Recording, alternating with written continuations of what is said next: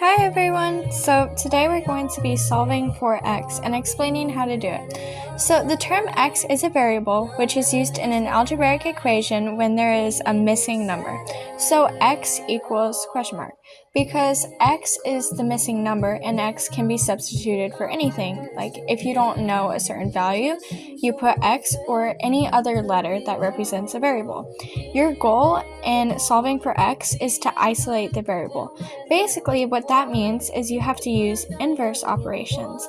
So some examples of how to use inverse is multiplication equals division.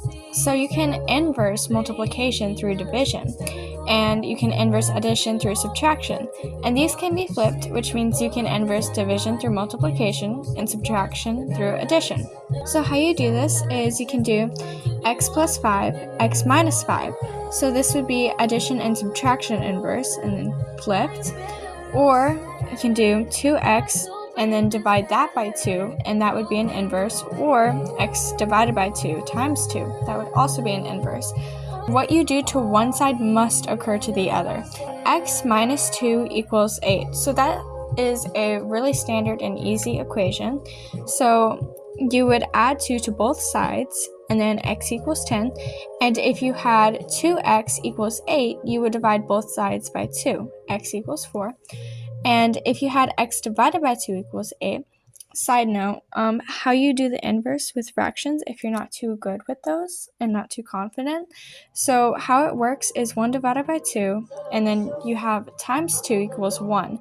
So this is basically there's always an invisible 1 in front of the x. So x divided by 2 times 2 by both sides, x equals 16.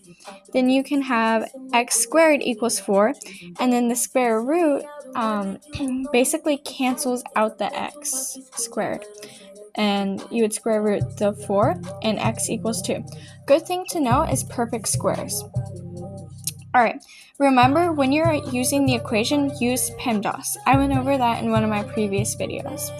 So what you want to do first is simplify the parentheses, but in order to simplify the parentheses, you have to simplify the exponent, right? Because you can't really do anything from here.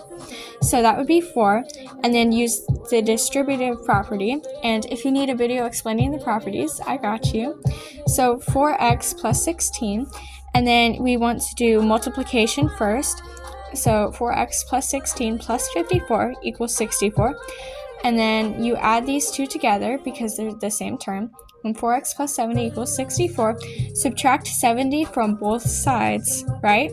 And that cancels out the 70 from this side, but that's also 64 minus 70 on this side. And that gives you negative 6. And you have to know the negative number spectrum for this one. And then you have 4x equals negative 6, and you want to divide both sides by 4 in order to cancel out the 4 on this side and get the x on one side by itself, because that's isolation, as we talked about before. And you want to simplify this fraction, and that's negative 3 over 2 for this equation.